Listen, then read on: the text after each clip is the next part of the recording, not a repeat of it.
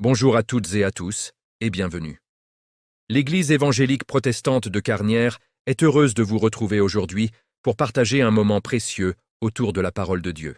Installez-vous confortablement. Que cette prédication puisse vous éclairer, vous fortifier et vous inspirer dans votre marche quotidienne avec le Seigneur. Alors aujourd'hui, on va faire quelque chose d'un peu particulier. On va lire d'abord 1 Corinthiens 9. 1 Corinthiens 9 qui est un texte que j'aime beaucoup, peut-être parce qu'il y a très longtemps, ça ne se voit plus. J'en vois qui sourit. J'étais sportif. Voilà. Hier, on discutait avec quelques jeunes. Ils disent, t'as été sportif, toi? Et je dis, ben oui. Ça se conjugue à tous les temps. Au présent comme au futur aussi. C'est vrai qu'il y a eu une époque où je courais vite. Le record de mon record de vitesse est encore un record qui me permettrait d'être sélectionné pour de grands championnats. J'ai couru en dessous de 11 secondes de 100 mètres. Et couramment. Donc c'était bien. Mais aujourd'hui, non. Déjà courir 100 mètres. Mais on nous propose quelque chose dans la première aux Corinthiens, au chapitre 9 et au verset 24. Nous voulons lire ceci. Ne savez-vous pas que les concurrents dans le stade courent tous, mais qu'un seul remporte le prix? Courez de manière à le remporter. Tous les athlètes s'imposent toutes sortes de privations. Ils le font pour obtenir une couronne qui va se détruire. Mais nous, c'est pour une couronne indestructible. Moi donc, je cours, mais pas comme à l'aventure. Je boxe, mais non pas pour battre l'air. Au contraire, je traite durement mon corps et je le discipline de peur d'être moi-même disqualifié après avoir prêché aux autres. Je retiens dans ce texte, bien sûr, que nous avons tous une course. Désolé pour ceux qui se disent, ça y est, je n'ai plus besoin de courir. Ce n'est pas non plus un même type de compétition selon le monde que Dieu nous propose, mais de courir pour pouvoir remporter le prix que le Seigneur veut pour chacun d'entre nous. Jusque-là, on connaît le texte, ça va bien, mais c'est ce petit problème à la fin. Je cours et je discipline mon propre corps, ma propre pensée, ma propre manière de vivre, de peur d'être moi-même disqualifié après avoir prêché aux autres. J'étais la semaine dernière avec 3000 chefs d'entreprise sur Lyon.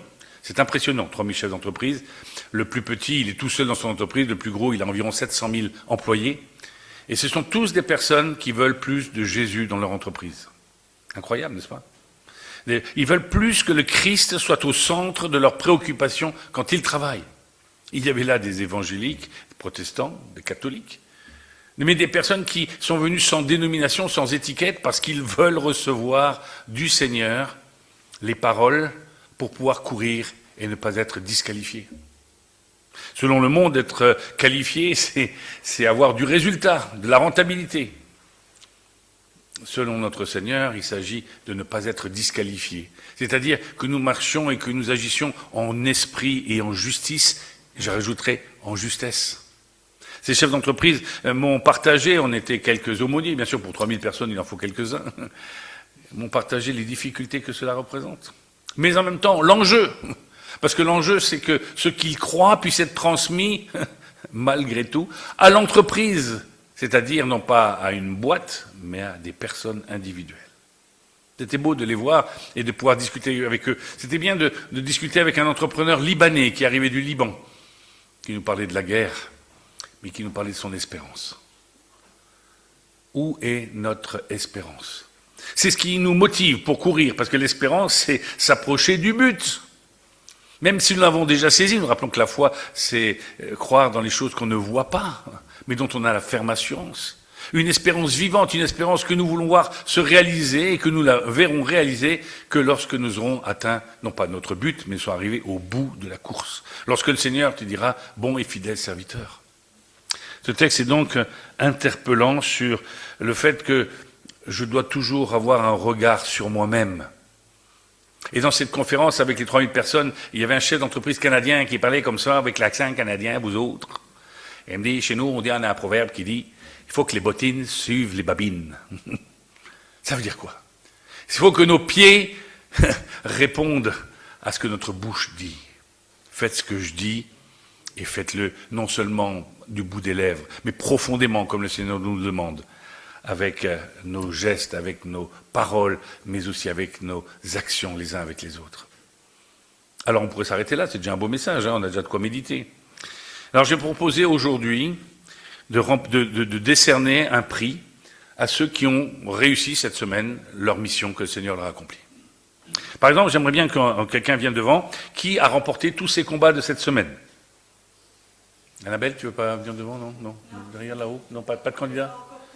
J'ai une deuxième catégorie, ça s'appelle ceux qui ont persévéré sans relâche, sans baisser les bras. C'est quelqu'un qui veut venir devant? J'ai un prix, hein, je lui offre... qui n'a pas chuté, qui a été trouvé fidèle en tout. C'est dur. C'est dur de se dire, mais j'aimerais pouvoir venir devant, n'est-ce pas? Qui c'est qui n'aimerait pas vouloir venir? J'espère que vous avez tous envie, même avec modestie, mais se dire, ouais, là, j'ai une semaine... Nous sommes tous en train de constater nos faiblesses. Nous nous rendons compte qu'il y a des choses dans nos vies qui fait que nous pouvons facilement être disqualifiés. Il y a quelques semaines, je vais visiter une dame polyhandicapée depuis la naissance. Elle n'a que la tête qui bouge. Elle a toujours refusé le Seigneur, et on pourrait presque la comprendre, n'est-ce pas? Elle pèse à tout casser 18, 19 kilos. Elle a une quarantaine d'années, elle souffre. Elle a toujours refusé le Seigneur. On m'invite à aller auprès d'elle, et je lui dis, de quoi as-tu besoin? De quoi as-tu besoin? Le Seigneur a demandé à celui qui était aveugle, de quoi as-tu besoin? Nous savons ce que les gens ont besoin, mais ce n'est pas à nous de marteler la parole de Dieu, c'est à eux de la demander. J'ai faim, j'ai soif. Et elle me dit, j'ai besoin d'être pardonnée. Mais sa maman lui dit, de quoi? Tu es incapable de faire quoi que ce soit. Elle me dit des pensées que j'ai dans la tête. J'en ai voulu à mes parents, j'en ai voulu aux autres, j'en ai voulu à Dieu. Et cette petite bout de dame qui tient dans ce volume-là a accepté ce jour-là le Seigneur Jésus dans sa vie. Je ne suis pas du genre spectaculaire, tout ça, mais ça m'a ému. Pourquoi attendre tant d'années, mais aussi être là, en train de se dire que finalement, même si tu ne fais rien, tu ne peux pas te présenter devant Dieu. Nous sommes tous pécheurs. Nous avons tous à constater que nous avons quelque chose qui nous disqualifie. Tu sembles bien marcher pendant, allez, on va dire 2 heures, 3 heures, 5 heures de la journée, et voilà qu'il y a quelque chose qui se passe. Un gars qui te coupe la route, et voilà les bonnes pensées, tu le bénis. Mais aussi quand on regarde l'actualité, j'ai dû apprendre, moi qui suis d'origine juive, à prier pour les mollahs, prier pour le Hezbollah, prier pour le Hamas, prier pour les Juifs, prier pour l'Ukraine, prier pour les Russes, prier pour Poutine plutôt que d'avoir des mauvaises pensées. On aimerait pouvoir avoir ce pouvoir de dire « Et dans un monde où il n'y aurait pas de mauvais, est-ce que tout irait aussi bien ?» Ben, je serais encore là avec mon incapacité à driver mes pensées. Et oui, j'ai toujours un moment de la journée où je suis disqualifié. Même si dans le monde dans lequel nous sommes, tu as de bonnes excuses. Il y a quand même des choses, tu peux avoir de mauvaises pensées, parce qu'il y a des méchants. Mais si nous sommes tous méchants les uns avec les autres, qu'est-ce qui nous reste? Il nous reste cette disqualification. Alors j'ai une dernière question. Qui a triomphé cette semaine? Eh bien je vais vous le dire, et on va le voir ensemble. Nous avons tous triomphé. Non pas nous, mais parce que si nous nous plaçons derrière notre Seigneur Jésus-Christ, alors il y a le triomphe. Car le Seigneur ne veut pas faire de nous des gens qui sont des gens battus, des gens qui sont toujours recentrés sur nous-mêmes. Par son pardon, par sa victoire à la croix, il nous donne notre victoire. Ce qui fait que nous n'avons pas à chercher à triompher tous les jours. Nous devons nous placer derrière lui au quotidien pour recevoir toute grâce nouvelle, toute grâce ancienne. En fait, juste la grâce qui se renouvelle tous les jours, dans le sens que c'est toujours la même grâce dont nous avons besoin. Nous n'avons pas besoin d'un autre évangile, nous n'avons pas besoin d'un autre chemin, d'une autre voie, d'un autre esprit, d'un autre Dieu, ou de choses plus grandes.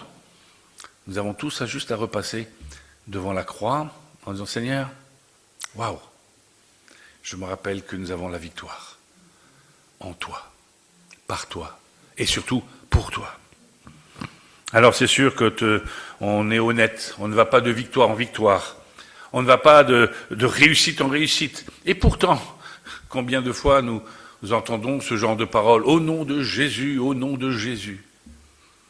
J'aime cette parole de la parole de Dieu qui nous dit « Vous me louez, mais vous me louez du bout des lèvres ». Un petit peu comme de l'intelligence artificielle. Lorsqu'on dit les choses par cœur, mais pas avec son cœur. Les choses ne prennent pas de profondeur, pas de racines. Elles sont juste là par habitude. On se rappelle des fois où on a dit « Amen » à une prédication et en sortant, on n'a pas changé du tout. Même plus encore, lorsque nous disons Amen ou Alléluia après un message, on se dit tiens, c'était un bon message. Et l'après-midi même, on ne sait même plus trop comment était articulé le message. J'aime me sourire quand je prêche dans une église en disant c'est amusant que moi j'ai des notes et que vous n'en preniez pas. Parce que moi j'ai besoin des notes pour dire ce que je dis et vous allez retenir tout ce que je dis. Alors que moi, même si je redis le même message, j'ai besoin toujours de mes notes. Vous voyez que la disqualification, elle n'est jamais très très loin. Parce que lorsque nous comptons que sur nos propres forces, juste sur notre mémoire ou sur notre capacité à comprendre, ou nous dire « Ah, ça je sais !» Mais j'ai beau les savoir, j'ai besoin de les réentendre. J'aime ce chant « Redites-moi l'histoire ». Vous voyez bien, ça on parle des vieux chants. « Redites-moi l'histoire ». Oui, on a besoin de se rappeler de l'histoire. On a besoin de se rappeler du parcours de Jésus dans nos vies et que nous avons besoin, avec profondeur, de sa présence. Alors c'est vrai, la victoire est-elle pour plus tard? Non, je viens de le dire, elle est pour maintenant. Parce que nos vies sont des combats permanents. Ce sont des combats qui nous mènent dans les mêmes discussions que dans Romains au chapitre 7, verset 14, lorsque Paul dit « Je fais le mal que je ne veux pas faire, je n'arrive pas à faire tout le bien que je veux faire, mais quelle est donc cette loi en moi qui s'imprime ?» Lorsque nous sommes dans ce combat, nous comprenons que le combat n'est pas contre les autres. Le combat, il est interne. Parce que vers les autres, Dieu nous a dit « Tu combattras tous les méchants, tu les mettras à bas, tu leur montreras combien ils sont mauvais. » Non, il a dit « Tu aimeras ton prochain comme toi-même. » Et dans le sermon sur la montagne, il nous rappelle encore une autre chose « Tu aimeras tes ennemis. » Donc le combat, il n'est pas contre des choses qui sont sur cette terre, nous le verrons un peu plus tard dans le message, mais il est bien d'abord interne. Une lutte contre cette vieille nature en moi qui fait que je fais le mal que je ne veux pas faire et je n'arrive pas à faire le bien que je veux faire. Un jeune garçon, lorsque j'étais sur un marché dans le sud de la France, j'étais pasteur d'une église à Orange, et nous étions sur le marché. Il y a un moment, un jeune qui fait le fanfaron. J'étais à acheter quelques légumes parce que vous allez trouver ça bizarre, mais on ne vend pas de Bible toutes les 5 minutes. Et donc, j'avais mon stand qui était posé, j'étais allé chercher quelques légumes, et je vois un jeune dire « Je suis le diable !» Et je dis « Moi, je ne suis pas Dieu, mais je vais juste te dire quelques mots. » Il était surpris. On a parlé comme ça rapidement, l'un avec l'autre. Et il me dit une chose qui est sûre, je ne suis pas croyant. Je ne suis pas croyant, j'ai trouvé ma maman suicidée il y a 2 semaines. Il était encore sous ce choc. Pourquoi lui, qui avait perdu son papa, qui était parti, il ne sait pas où il est, il voit sa maman qui se suicide, il se retrouve seul. Mais il me dit cette chose suivante, il me dit, je ne sais pas si tu vas être d'accord avec moi Joël, il me dit, mais quand je dois faire du bien, je dois réfléchir, je ne suis pas sûr que ça marche. Chaque fois que je veux faire du mal, je ne mets pas longtemps et ça marche à tous les coups. Il y a cette lutte interne qui fait que notre incapacité a été rejointe par le Tout-Puissant en Jésus-Christ. C'est pour ça que je ne peux pas triompher si je ne suis pas du côté de Jésus. Et l'Apocalypse dont tu as cité tout à l'heure nous annonce non pas de mauvaises choses, mais la victoire de Dieu. Comment voyons-nous l'Apocalypse? Comment nous présentons l'Apocalypse? L'Apocalypse, oui, ce sont des choses affreuses qui nous mènent à la victoire de Dieu. Et là, nous pouvons, sans être forcément charismatiques à lever les bras, dire « Alléluia ». Parce que c'est marqué dans l'Écriture, les gens disaient « Alléluia ». Gloire à Dieu. Hallel, en hébreu, ça veut dire joie. La dernière coupe qui passe, lorsqu'on passe Pessah à Pâques, c'est la coupe d'Hallel, la coupe de la joie. C'est la dernière coupe. Où est votre joie?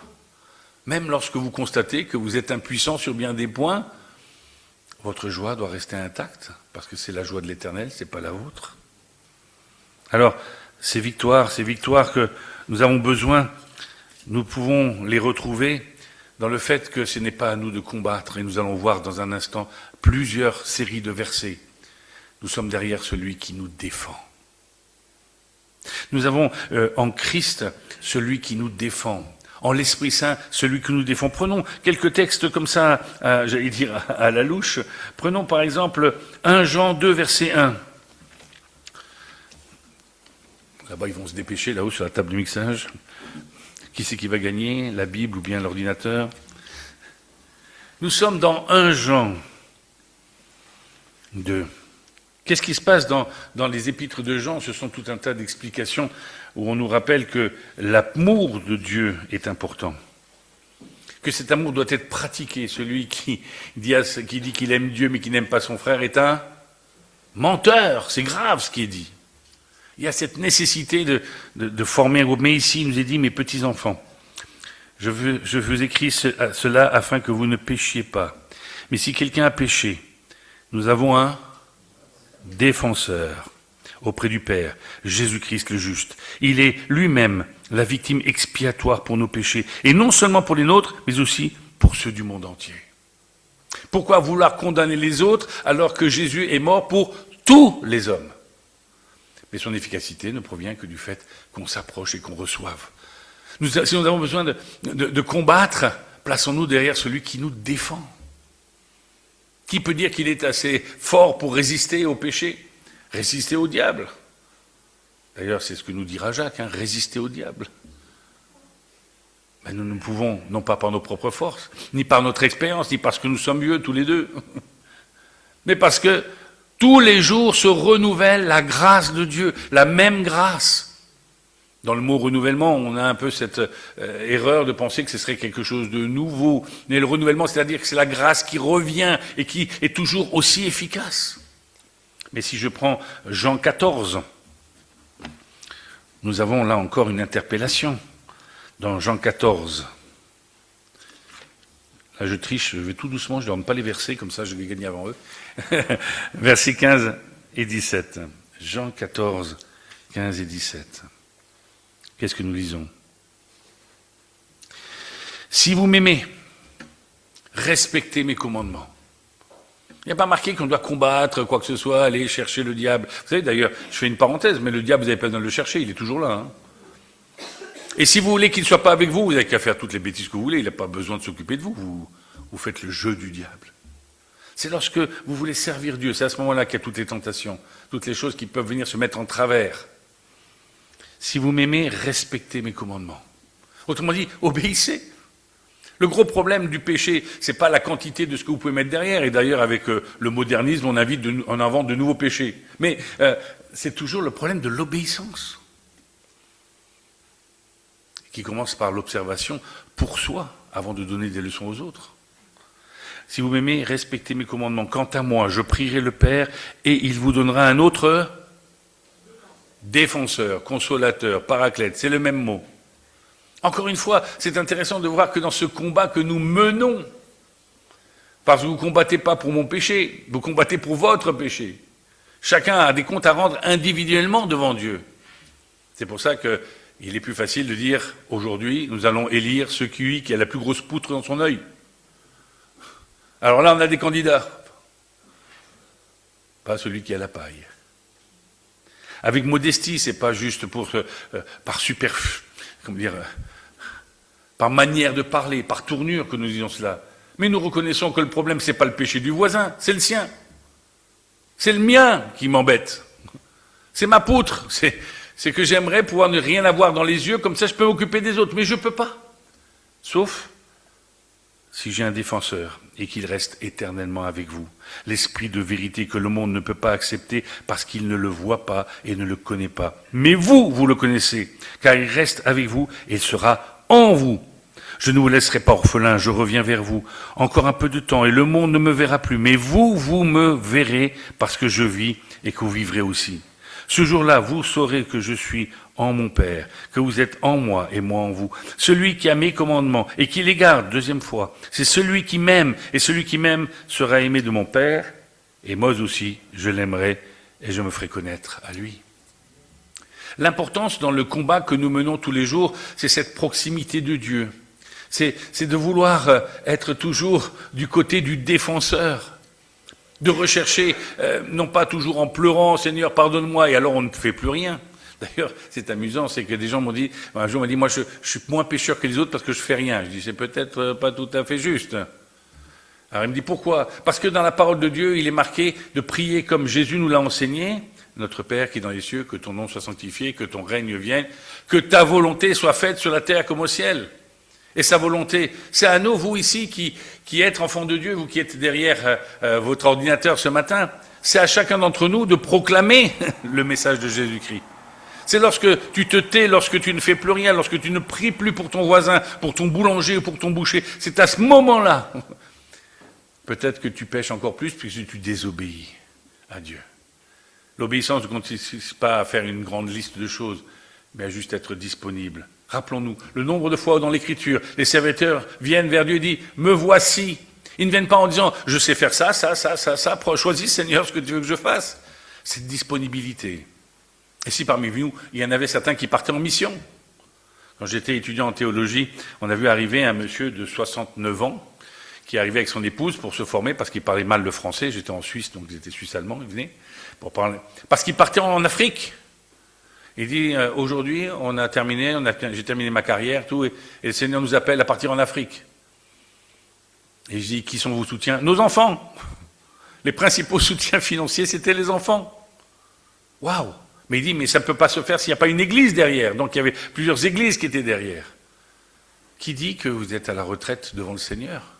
Qui dit que vous avez fait votre temps? Bien sûr, il y a des choses qui changent. Moi, j'ai de plus en plus d'arthrose et des machins comme ça, vous savez, les plaisirs de la vieillesse, là. Mais ce n'est pas pour une raison pour que je ne sois plus serviteur. Je serai serviteur différemment, mais je serai toujours serviteur, parce que le serviteur, c'est celui qui obéit, pas celui qui n'a plus de maître. Lorsque tu ne fais plus rien, c'est que tu n'as plus de maître. Tu n'obéis plus. Et tu pèches. Et tu fais le jeu de l'adversaire. Dans les étapes que Dieu nous donne, nous pouvons aller chercher dans Jean 3, au verset 30. Dans Jean 3, au verset 30, c'est Jean-Baptiste qui parle. Il nous interpelle, les uns et les autres, avec une petite phrase. « Il faut qu'il grandisse et que moi je diminue. » C'est peut-être la première clé du combat avec le Seigneur. C'est de le laisser combattre. C'est de le laisser agir. Vous savez, dans les échanges que Jésus a avec son cousin Jean-Baptiste qui va perdre la tête, non pas parce qu'il est amoureux, mais parce que c'est une femme qui va lui enlever la tête. Jean-Baptiste qui va perdre la tête veut savoir s'il est au bout de son ministère, s'il peut se dire « je suis arrivé ». Il a les confirmations de la part de Jésus et il comprend alors qui est Jésus, qu'il est le Messie, que lui n'est que celui qui précède, celui qui doit venir. Et dans Jean 3, verset 30, c'est vrai, il dit « il faut qu'il grandisse et que moi je diminue ». Faites bien attention à la phrase, il n'a pas dit « il faut que je diminue et qu'il grandisse ». Ça ne marche pas dans ce sens-là. Vous ne pouvez pas faire plus de place pour Dieu. D'ailleurs, c'est le texte que nous avons lu juste avant, dans Jean 14, où il est dit « je suis en mon Père et vous êtes en moi, comme moi je suis d'abord en vous ». Paul pourra dire « ce n'est plus moi qui vis, c'est Christ qui vit en moi ». C'est à ce moment-là que Dieu peut agir, pas lorsqu'il est à côté de moi ou lorsque j'essaye de le contenir, moi, avec mes propres forces, mais lorsque je peux dire au Seigneur, je viens les mains vides, Seigneur, tu vois, je combats, j'ai différents combats, mais je ne peux. Seigneur, combat à ma place. C'est à ce moment-là que les victoires peuvent venir, parce que la modestie vient en laissant non pas la place à Dieu, mais en lui demandant de prendre la place. Car il prendra la place qui lui est due, pas celle que vous lui réservez. C'est pour ça que j'aime cette phrase toute petite qui se glisse là, comme par hasard. Il faut qu'il croisse et que je diminue. Seigneur, prends la première place. Le laisser agir, laissez Dieu agir. Ne lui dites pas ce qu'il faut qu'il fasse. Je pense toujours à cette dame que j'ai visitée, polyhandicapée. Sa sœur me disait, mais ça fait des années que je lui martèle le message de l'évangile et elle veut toujours pas venir à Jésus. Moi, je suis venu sans connaître la dame. Il y avait 2 témoins qui étaient là, deux dames de l'église qui étaient en même temps que moi, et la maman de cette dame. Nous avons pu voir que, juste en toute simplicité, elle est venue à Christ. Lorsqu'on lui a demandé « Qu'est-ce que tu veux? Que veux-tu que Dieu te fasse ?» Rappelons-nous, lorsque les disciples remontent au temple, juste dans les débuts des Actes des Apôtres, ils voient cet homme sur le bord du chemin. « Nous n'avons ni or ni argent. Est-ce que nous avons, nous te le donnons ?» Rappelons-nous Jésus, quand il descend jusqu'à Jérusalem, il voit un aveugle. C'est marrant de dire, il voit un aveugle. Surtout que l'aveugle l'a vu, puisqu'il l'appelait fils de David. Alors que les disciples qui sont sur le bord du chemin, qui ont leurs yeux, ne voient pas l'aveugle sur le bord du chemin. C'est incroyable cette histoire. Tout simplement parce qu'à un moment, Jésus dit, que veux-tu que je fasse? Et c'est ce qu'il te demande à toi. Prends la première place. Combat pour moi. Je veux les victoires avec toi, pas sans toi. Contrairement aux militaires sur cette terre ou les sportifs dans le stade, nous combattons les uns contre les autres et nous essayons d'avoir une victoire pour nous-mêmes, pour monter en grade. Vous êtes déjà appelés héritiers de Jésus-Christ. Qu'est-ce que vous voulez comme titre supplémentaire? La place de Dieu est déjà prise, hein, je vous le signale. Alors pourquoi ne pas dire, Seigneur, il faut que tu croisses et que je diminue. Laissez Dieu agir dans nos vies. Une deuxième chose que j'aime beaucoup se trouve dans Matthieu, au chapitre 17.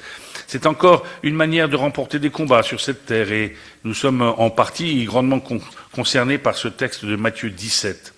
Dans Matthieu 17, nous sommes interpellés tout particulièrement par une action qui est menée et où les disciples n'arrivent pas à avoir la victoire. On va reprendre peut-être dès le départ au verset 14. C'est magique, hein? Merci Annabelle. Lorsqu'ils furent arrivés près de la foule, un homme vint se jeter à genoux devant Jésus et dit « Seigneur, aie pitié de mon fils qui est épileptique et qui souffre cruellement. Il tombe souvent dans le feu ou dans l'eau. Je l'ai amené à tes disciples et ils n'ont pas pu le guérir. Ils sont en échec. » C'est un combat des fois de mener des choses, en particulier lorsqu'il s'agit de gens qui sont possédés. C'est moins la maladie ici que l'aspect de la possession. Tu parlais de Raphaël, qui est un ami, hein. Raphaël Charrier, on a été, il y a quelques années, à un grand rassemblement de jeunes, et il m'a appelé en urgence, Joël, viens vite, on ne sait plus quoi faire. Il y avait quelqu'un qui était possédé, qui était là sur le site de la jeunesse, et j'ai dit, il n'y a rien à faire sinon que d'invoquer Dieu, et d'avoir gardé les yeux sur Dieu. Parce que quand quelqu'un est possédé, je ne fais pas de publicité pour ce genre de manifestation, mais c'est quelque chose qui a tendance à vous troubler. Et donc, on regarde moins vers Dieu que vers ce qu'on pourrait faire. On pense que nos prières, nos insistances, c'est juste cette dépendance, venir les mains vides à ce moment-là. Toujours est-il que nous en sommes là, et Jésus parle alors de ses disciples, en bien, ils sont super, c'est normal qu'ils guérissent pas, parce que tu es un pauvre pécheur et tu n'as pas la foi. Ah non, c'est pas ce qui est écrit. Génération incrédule et perverse, il parle de qui? Répondit Jésus, jusqu'à quand serai-je avec vous? Jusqu'à quand devrais-je vous supporter? Amenez-le-moi ici. Il parle aux disciples. Ils sont en échec. Pourquoi? Jésus menaça le démon qui sortit de l'enfant et celui-ci fut guéri à partir de ce moment-là. Alors les disciples s'approchèrent de Jésus et lui dirent en privé, j'aime bien le petit mot en privé, pourquoi n'avons-nous pas pu chasser ce démon? C'est parce que vous manquez de foi, leur dit Jésus. Je vous le dis en vérité, si vous aviez de la foi comme un grain de moutarde, vous diriez à cette montagne, déplace-toi d'ici jusque-là. Et elle se déplacerait, rien ne vous serait impossible. Cependant, cette sorte de démon ne sort que par la prière et par le jeûne.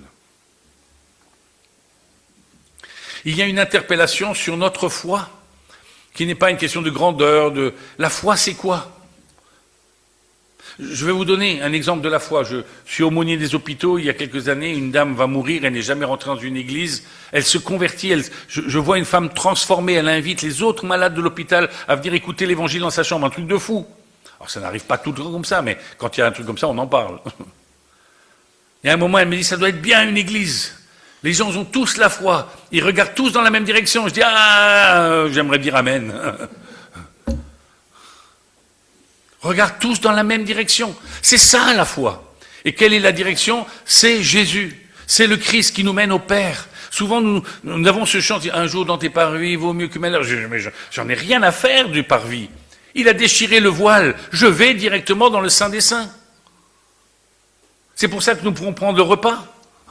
Nous sommes invités à la communion les uns avec les autres devant Dieu. C'est ensemble que nous proclamons un seul Seigneur, un seul Sauveur, un seul baptême, un seul esprit, un seul salut qui est en Jésus-Christ. Et ici nous y sommes.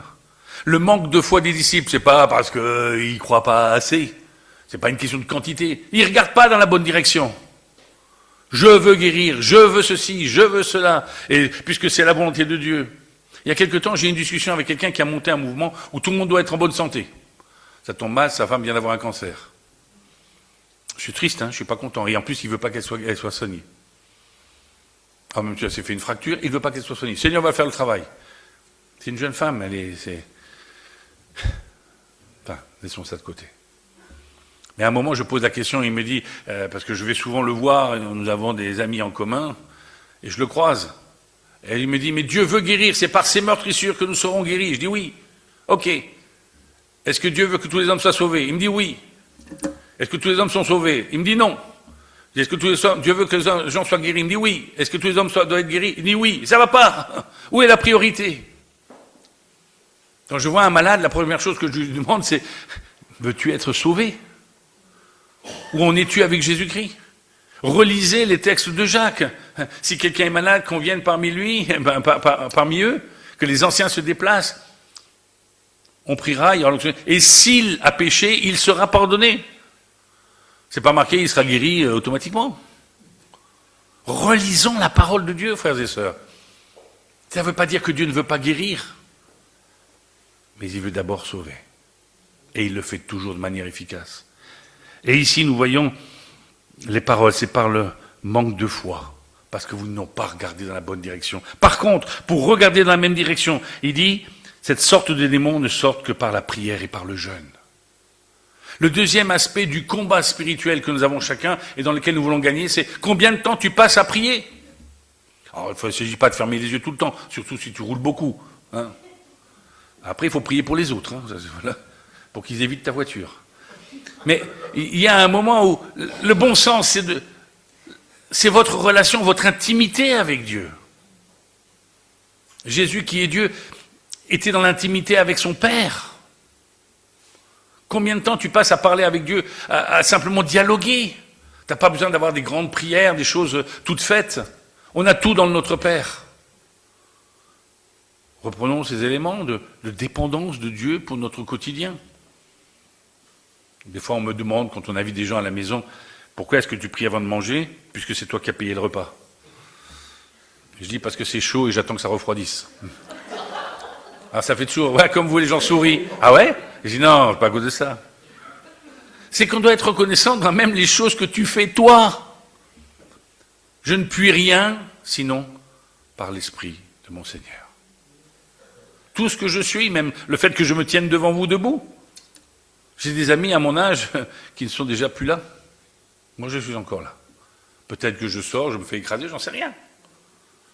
Mais tant que je suis là, je ne puis ce que je suis que par l'Esprit de Dieu. Ainsi, cette deuxième partie, après la dépendance de Dieu, il faut qu'il croisse et que je diminue. Consultez Dieu, frères et sœurs. Prenez du temps. Alors, il ne s'agit pas de prier pour savoir si ce sont des yaourts à la fraise ou des yaourts à la vanille que vous devez acheter. Regardez la promo. Mais il y a un moment où il faut se poser les bonnes questions. Plutôt que d'embêter ton époux ou ton épouse pour qu'il devienne enfant de Dieu, demande à Seigneur, qu'est-ce que je peux faire? Puisque les coups de marteau, il ne comprend pas. Donne-moi la souplesse, celle qui dépend de toi, celle qui fait que c'est dans le jeûne et la prière. Il y a des choses qui arrivent dans l'intimité avec Dieu que je peux entendre sa voix. La troisième chose se trouve dans Éphésiens, au chapitre 6. Ça va? On m'a dit que j'avais jusqu'à 2h d'après-midi, mais je pense que j'aurais terminé avant, désolé. Mais je suis passionné par la parole de Dieu, alors je suis un peu emballé. Ceux qui viennent à la pastorale me connaissent, et quand j'ai un peu... J'en branche, mais comment faire autrement avec la parole de Dieu? Voilà. Éphésiens au chapitre 6, nous lisons à partir du verset 10. Nous connaissons souvent cette parole, parce que certains d'entre nous ont peut-être lu Le Pèlerin, Le Voyage du Pèlerin, ou d'autres choses comme ça. Hein. Enfin, mes frères et sœurs, fortifiez-vous dans le Seigneur et dans sa force toute puissante. Revêtez-vous de toutes les armes de Dieu, afin de mettre un coup dans la figure de tous ces méchants qui sont autour de... Non. Afin de pouvoir tenir ferme contre les manœuvres du diable. Résistez.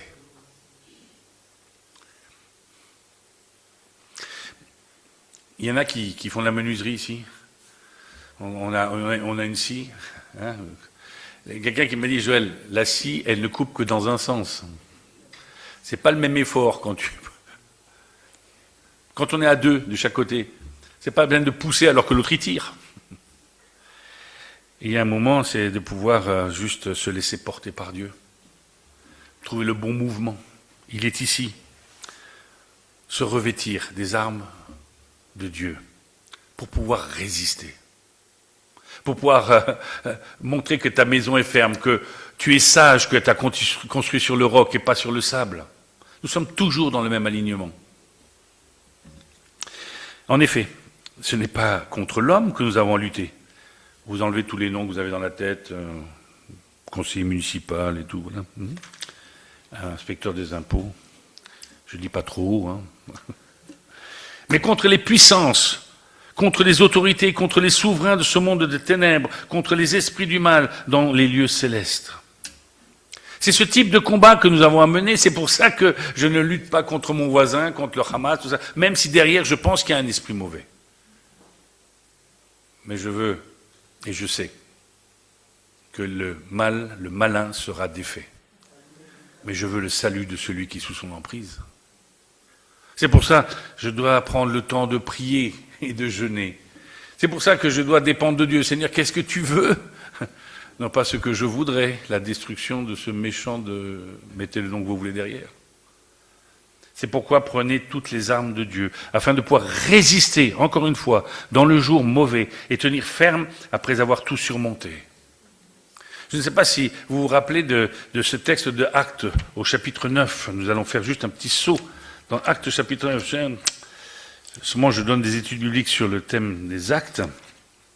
Et j'aime ce moment particulier. Acte 9, c'est la conversion de Saul. Vous savez, Saul qui persécute les chrétiens, les juifs messianiques, les premiers juifs qui se tournent vers le Messie. Il les persécute. Et non seulement il les persécute, mais il a du monde qui obéit sous lui. C'est même lui, certainement, qui a été présent lors du massacre d'Étienne. Et alors qu'il est sur le chemin de Damas, où il va repérer ceux qui ont fait du mal, pour lui, c'est-à-dire les enfants de Dieu, il est frappé de cécité. On lui dit, tu rentreras dans une maison, un homme viendra à toi, et il se trouve que c'est un homme qui s'appelle Ananias, qui est serviteur de Dieu, qui est enfant de Dieu. Et voilà ce qu'il est dit, au verset 10, 9, verset 10. Or, il y avait à Damas un disciple du nom d'Ananias. Le Seigneur lui dit, dans une vision, Ananias. Il répondit, me voici, Seigneur. Ah, encore un qui dit, me voici, sans dire ce qu'il doit faire. Ça fait plaisir. Enfin, moi qui suis responsable dans une assemblée, je suis content quand quelqu'un me dit, pas ce que je dois faire, ni ce que Dieu doit faire, mais ce qu'il est prêt à obéir. Ouf, c'est écrit dans la parole, je peux avoir été derrière cela. Me voici, Seigneur. Le Seigneur lui dit alors, lève-toi, va dans la rue que l'on appelle droite et dans la maison de Judas, demande un dénommé Saul de Tarse. En effet, il prie. Il a eu une vision, un homme appelé Ananias, entrer et poser les mains sur lui afin qu'il retrouve la vue. Ananias est comme vous et moi. Il répondit, Seigneur, j'ai appris beaucoup tout le mal que cet homme a fait à tes saints à Jérusalem. Et ici, il a les pleins pouvoirs de la part des chefs des prêtres pour arrêter tous ceux qui font appel à toi. Au grosso modo, il dit, t'es sûr que c'est le bon, là? Pose quand même la question, hein? Comme si c'était pas assez précis avant. Mais le Seigneur lui dit, vas-y, car cet homme est un instrument que j'ai choisi pour faire connaître mon nom aux non-juifs, aux rois et aux Israélites. Remarquez bien que cet homme qui persécute les juifs messianiques est envoyé d'abord pour les non-juifs. C'est marqué d'office, là. Et c'est seulement en dernier qu'il le sera pour l'Israël, ceux dont il est le plus proche. Mais c'est surtout ce qui est après qui est intéressant aussi. Je lui montrerai tout ce qu'il va avoir de super, il va avoir des miracles et tout va bien se passer pour lui. Je lui montrerai tout ce qu'il doit souffrir pour moi. L'écriture c'est pour moi un des rares textes, toute l'écriture, qui nous dit que la vérité. On avait un chant il y a des années, où c'était un Belge d'ailleurs qui chantait « Ma vie est remplie de roses, c'est un grand jardin fleuri ». Vous dites, ma vie est remplie de roses, c'est un grand jardin fleuri.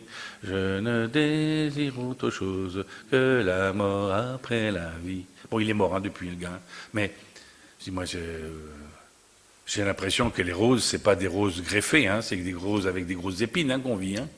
Non? Vous n'avez pas l'impression que la vie, elle n'est pas si facile que ça, quoi? Remplie de roses, oui, j'espère qu'il parlait des épines aussi avec, pas seulement du bouquet. Non, nous sommes appelés à souffrir. Celui qui suit Jésus-Christ doit porter sa croix. C'est compliqué de suivre Jésus-Christ. Quand les gens disent « Ah ouais, mais c'est trop facile et vous êtes pardonné », vous savez, les musulmans, ils nous disent « Ah, mais t'es pardonné, alors c'est trop facile. Trop facile, essaye. Vaut mieux que tu essayes de faire des bonnes œuvres, c'est plus tranquille. » Mais suivre Jésus-Christ, c'est difficile, frères et sœurs. Le combat, il est réel, parce qu'il est le combat contre toi, contre ceux qui t'attaquent de l'intérieur, contre des choses que tu ne vois pas, mais que tu sais qui sont présentes. Le mal n'est pas une figure de l'esprit, c'est une grande baffe de temps en temps. Les armes nous sont données pour tenir ferme. Tenez donc ferme autour de votre taille la vérité en guise de ceinture. Le Christ nous rappelle que la vérité, c'est que nous sommes tous pécheurs. Lorsque tu parles de Jésus à quelqu'un, pourquoi il y a un combat? Il est d'autant plus fort le combat que si tu te crois bon. Dieu a fait de toi quelqu'un de juste, mais pas de bon. Tu restes toujours aussi mauvais que la personne à qui tu annonces l'évangile. Je fais le mal que je ne veux pas faire, je n'arrive pas à faire tout le bien que je veux faire. N'annonce pas l'évangile comme étant supérieur à celui qui est en face de toi, comme étant celui qui est ton semblable, sauf qu'il n'est pas justifié.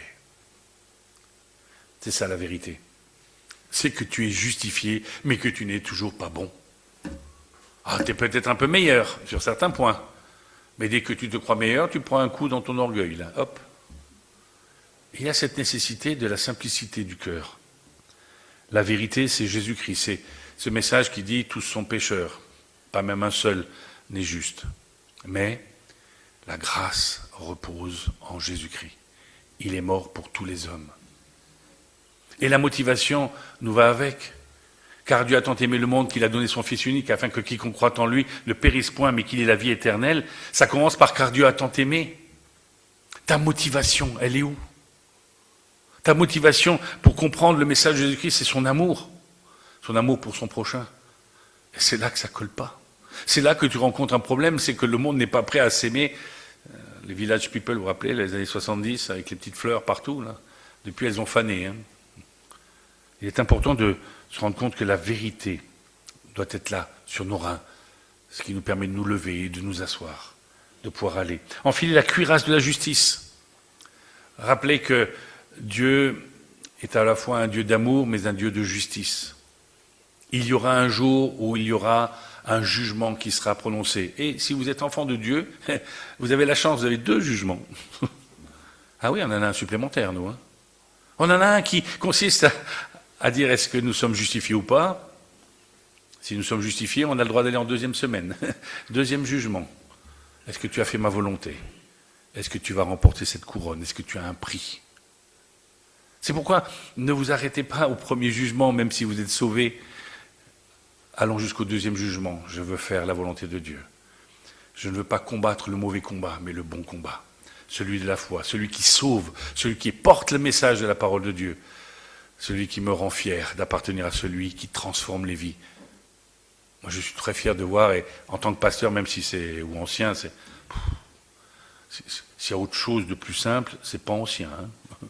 On sait tous les problèmes de l'Église. Hein. Alors là, les bonheurs de temps en temps. Et c'est lourd. Mais cependant, nous sommes en première ligne pour voir les gens se convertir. Nous sommes en première ligne pour voir Dieu agir dans les vies. Et c'est pour ça que je continuerai tant que Dieu me le demande. Toujours-il que nous avons besoin de connaître cette justice, la cuirasse de la justice, celle qui dit que tu es sauvé. Tu es sauvé. Rien ne nous séparera de l'amour de Dieu. Mettez comme chaussure à vos pieds le zèle pour annoncer l'évangile de paix. La motivation. Ce qui me motive dans un message comme ce matin, c'est pas de bien remplir, faire des effets, non. C'est que j'ai envie que vous puissiez être renforcés dans votre foi. C'est ok, j'ai des combats, je vais encore me planter quelquefois, mais j'ai des outils que Dieu me donne et je vais les mettre en pratique. Et les mettre en pratique, c'est avoir du zèle, c'est le mettre dans le concret. C'est d'interpeller. Tiens, la semaine prochaine, enfin plutôt la semaine dernière, je ne veux pas parler de la semaine prochaine, je vais parler de la semaine qui vient de s'écouler. J'ai fait 8 heures de route d'un seul coup. Enfin, je me suis un petit peu arrêté parce que c'est un petit peu fatigué. Et puis la voiture a besoin d'être nourrie. Mais j'ai fait 1000 kilomètres. Je suis parti de pratiquement Marseille et je suis allé jusqu'à Dunkerque. Dans la journée. Et à un moment, j'ai dit, Seigneur, dis-moi pour qui je dois prier. Tu as le temps, hein, dans 8 heures. Hein. Alors là, on prie les yeux ouverts, vous avez bien compris, hein, ça mène dans le truc. Hein. Mais à un moment, je me suis rappelé qu'il y a un monsieur, je suis passé pas loin sur l'autoroute, je dis, le gars qui fait de l'huile. Le gars, il a une huilerie, j'achète de l'huile d'olive régulièrement, hein, voilà. Et je l'appelle, je dis, bonjour, comment ça va? C'est le pasteur. Il dit, j'ai vu, ça s'affiche. Ça fait 30 ans qu'on se connaît, hein, mais il a toujours mon numéro. Alors, il me dit, voilà, je téléphonais pour savoir juste si vous aviez des sujets de prière. Il n'est pas croyant du tout. Elle me dit, ah ouais, alors là, j'en ai, hein, il m'a dit. Hein. Je dis, Seigneur, ok. C'est ça aussi le zèle, c'est aussi cette dynamique que Dieu vous donne. Vous n'avez pas besoin de courir, je n'ai pas besoin d'aller le voir. Je l'ai appelé, il m'a donné 2 sujets de prière, si Dieu pouvait faire quelque chose. Et je dis, oui, il peut faire d'autres choses, tu sais, hein, on se tutoie. Voilà. Enfin, des fois, on se tutoie, on vous voit, ça dépend du moment. Mais toujours été, c'est ça aussi, c'est cette disponibilité. Prier, spontanément, on l'a vu, mais prenez toutes circonstances, le bouclier de la foi. Rappelez-vous que dans toutes les attaques, ce n'est pas à vous d'attaquer, c'est à vous de vous laisser défendre par notre Seigneur. Le Seigneur veut le salut du méchant, pas sa mort. Avec lequel vous pourrez éteindre toutes les flèches enflammées du mal. Faites aussi bon accueil au casque du salut. Rappelez-vous toujours ce que Dieu a fait pour vous. Rappelez-vous toujours que Dieu a commencé une œuvre dans votre vie et il veut l'achever.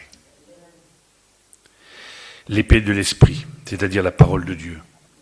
Restez fidèles, n'oubliez pas que c'est ici qu'il y a les réponses. Même si vous êtes de bons prédicateurs ou l'étude biblique ou que sais-je, c'est la parole de Dieu. Un jour, dans une église, je vois un monsieur qui me dit, il dit, vous faites quoi comme étude biblique? Je dis, Éphésiens. Elle me dit, je connais. Je dis, moi aussi. Mais c'est la 5e fois que je l'étudie. Il n'est pas venu, parce qu'il connaissait déjà. Faites attention lorsque vous lisez la Bible. Vous savez, ces longs textes. Ah oui, mais ça je connais, je saute le passage parce que je connais. Relisez-le. Relisez-le. Relisez l'aveugle sur le bord du chemin. Relisez le paralytique qui descend depuis le plafond. Toutes ces histoires qu'on connaît 1000 fois. Relisez la croix. Au moment de la scène, ne prenez pas simplement le pain et le vin ou la boisson. Rappelez-vous la mort de Christ. Une dame avec qui je prenais la scène à la maison, directement chez elle, me disait toujours, Joël, je pleure chaque fois que je prends la scène. Ah oui, comment faire autrement? Vous me donnez encore 2 minutes? C'est le cri du cœur, là. Un autre point, comment combattre? Romains 10, versets 14 à 21.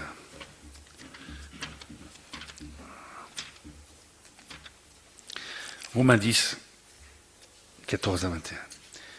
Mais comment donc feront-ils appel à celui en qui ils n'ont pas cru? Et comment croiront-ils en celui dont ils n'ont pas entendu parler? Et comment entendront-ils parler de lui si personne ne l'annonce? Et comment l'annoncera-t-on si personne n'est envoyé? Comment il est écrit qu'ils sont beaux les pieds de ceux qui annoncent la paix, de ceux qui annoncent de bonnes nouvelles. Le meilleur moyen de combattre, c'est de construire un mur. C'est de donner à Dieu de gagner du terrain. Annoncer l'évangile d'une manière ou d'une autre. Cherchez la formule. Cherchez comment vous pourriez accrocher votre boulanger, votre boucher. Un jour, j'étais allé amener une affiche chez un boucher. Il me dit, pas de ça chez moi. Il me dit, hein, pas d'affiche comme ça de Jésus, tout ça. Et le gars, il vendait du porc, il vendait vous devriez quand même avoir une affiche de Jésus. Il me dit, pourquoi? Donnez-moi une bonne excuse. Grâce à lui, plus de cache-croûte, plus de cachère, vous pouvez vendre du porc. Elle dit, oui, c'est vrai ça, mettez votre affiche. Il y a toutes sortes. Un ami qui est chef d'entreprise, c'est lui qui a 700 000 employés, dans le monde, hein, pas seulement en France, hein, voilà. Il a 700 000 employés. Il me dit, moi, j'aimerais témoigner de Jésus-Christ, mais mon entreprise n'est pas du tout chrétienne. Hein, c'est de l'argent, ils veulent faire des sous et tout. Il a une grosse entreprise de travaux publics. Il me dit, j'ai cherché, et j'ai mis, au-dessus de mon bureau, j'ai mis « thank you », ce qui veut dire « merci ». Alors quand les gens viennent signer un contrat dans le bureau, il fait « c'est pour moi que vous dites merci ». C'est sûr, hein, c'est des contrats, des fois, quelques milliards. Hein. Alors il fait « oui, bien sûr, c'est pour vous ». Mais c'est aussi pour mes employés, pour mes ingénieurs, pour mes techniciens, pour mes fournisseurs. C'est aussi pour les actionnaires, parce que sans actionnaires, on ne peut pas fonctionner. Mais c'est aussi pour ma femme et mes enfants qui me laissent d'être ici avec vous à l'heure qu'il est, alors que je devrais être à la maison pour signer les contrats. Et merci aussi à Jésus-Christ pour la personne que je suis devant lui Il me dit 10 fois sur 10, que ce soit un Cheikh arabe, un Russe, un Chinois, les gens discutent avec moi au restaurant après. Il faut trouver le moyen, cassez-vous la tête pour savoir comment est-ce que je pourrais rayonner. Comment je pourrais rayonner? Comment je pourrais bénir Dieu? Comment je pourrais être un témoin dans le monde dans lequel nous sommes? C'est pas toujours en mettant une grande croix sur le dos ou ici autour du cou. Mais il faut vous casser la tête un petit peu. Vous vous cassez bien la tête pour savoir quelle couleur vous allez repeindre les murs. Eh ben, changez un petit peu. Prenez un peu de temps pour savoir quel est le moyen que je pourrais avoir. Parce que nous sommes tous appelés à témoigner d'une manière ou d'une autre. D'une manière ou d'une autre. Pas tous de la même manière. C'est pour ça que moi j'ai hâte de revoir mon boucher et mon boulanger. C'est rigolo parce qu'on peut avoir toutes sortes de mots avec son boulanger en partant. On lui dit simplement, ben tiens, je viens acheter le pain parce que je le prends pour l'église. Ah, mon pain va à l'église et je ne suis pas croyant. Toi non, mais le pain il va y aller, oui. Et ça donne à chaque fois discussion. Une autre fois il vient alors, c'est encore pour l'église. Non, ça c'est pour moi. Mais on prie avant de manger, donc Mais cherchez le moyen. Il y a un moment ou un autre, Dieu perce, il fait sauter les verrous. C'est assez drôle. Moi, je veux m'attendre à voir Dieu agir. J'ai juste à dire que j'appartiens à Jésus-Christ. J'appartiens à Jésus-Christ. Le dernier point, Acte 2, 42, qui est important. Et peut-être pas le plus important, l'ensemble de ces points que je vous ai donnés sont importants. La prière, la dépendance, l'obéissance. C'est la vie en Église. Acte 2, 42. On peut même lire au verset 41 en premier. Ceux qui acceptèrent la parole furent donc baptisés ce jour-là. Le nombre de disciples augmenta d'environ 3000 personnes. Vous imaginez 3000 personnes à être baptisées? Ça en fait des serviettes de toilette pour se sécher. Hein. Ils persévéraient dans l'enseignement des apôtres, dans la communion fraternelle, dans la fraction du pain et dans la prière. La crainte s'emparait de chacun, et il se faisait beaucoup de prodiges et de signes miraculeux par l'intermédiaire des apôtres. Tous ceux qui croyaient étaient ensemble, ils avaient tout en commun, ils vendaient leurs propriétés et leurs biens, ils en partageaient le produit entre tous, en fonction des besoins, chaque jour avec persévérance. Ils se retrouvaient d'un commun accord au temple, ils rompaient le pain dans les maisons, et ils prenaient leur nourriture avec joie et simplicité de cœur. Ils louaient Dieu et avaient la faveur de tout le peuple. Et regardez bien, le Seigneur ajoutait chaque jour à l'Église ceux qui étaient sauvés. Le témoignage de notre unité, de cette Église charismatique qui soutient un pasteur, entre guillemets, non charismatique, et pas d'un petit peu, alors que cette Église n'a pas beaucoup d'argent, je le sais. Mais parce qu'à un moment, ça vaut la peine de se soutenir les uns les autres. Ça vaut la peine de soutenir des ouvriers quand on a cette conviction que ce sont les ouvriers du Seigneur. Ça vaut la peine d'être ensemble, de célébrer un culte ensemble. Là, fin avril, l'église de frères, l'église pentecôtiste, l'église charismatique et une autre église encore, tous font une soirée de louange ensemble en toute simplicité. Et vous savez pour quelle raison ils font cette soirée de louange? D'abord pour être reconnaissants devant Dieu de ce qu'il fait dans la ville de Dunkerque, mais aussi pour soutenir une église qui est en pleine décrépitude. On veut leur montrer qu'on les aime et qu'on ne se réjouit pas quand il y a une église qui va mal. Quand bien même, ce n'est pas le même sticker dessus. Le sticker humain, car nous avons tous le même sticker que Dieu nous colle, celui de Jésus-Christ. Que Dieu nous aide à le mettre en premier dans nos vies, pas parce qu'on peut, mais parce qu'il aura pris la première place. À lui seul soit la gloire, qu'il puisse être toujours honoré, non pas par notre témérité dans le combat, mais par notre dépendance de lui. Prière, lecture de la Bible, intercession, communion fraternelle, c'est là le moyen de qui a triomphé cette semaine. Eh bien vous pouvez venir devant, parce que vous représentez le corps de Christ. La tête a gagné. Et le corps suit la tête. On n'a pas été décapité. Au contraire, nous formons un dans le Seigneur.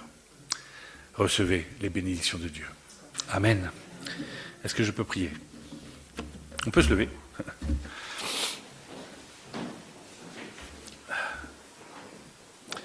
Dieu Tout-Puissant, ce qui nous réjouit, c'est que tu as déjà la victoire. Et même s'il y a encore des combats à mener, nous savons que tu as la victoire. Apprends-nous, Seigneur, à nous placer derrière toi.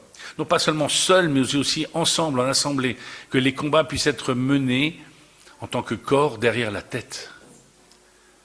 Seigneur, apprends-nous à faire référence à toi en tout. Et je termine, Seigneur, avec cette parole de Jean-Baptiste que je trouve tellement vraie. Il faut que tu croisses et que je diminue. Rappelle-le-nous. Rappelle-le-nous toujours. Nous ne pouvons pas te donner plus de place, mais toi, tu peux la prendre. Alors prends toute la place. En Jésus-Christ. Amen. Merci d'avoir partagé ce moment avec nous. Que ce message vous accompagne et vous fortifie dans votre marche avec Dieu. N'hésitez pas à vous abonner pour recevoir les prochaines prédications et à partager autour de vous. Que Dieu vous bénisse richement. À très bientôt.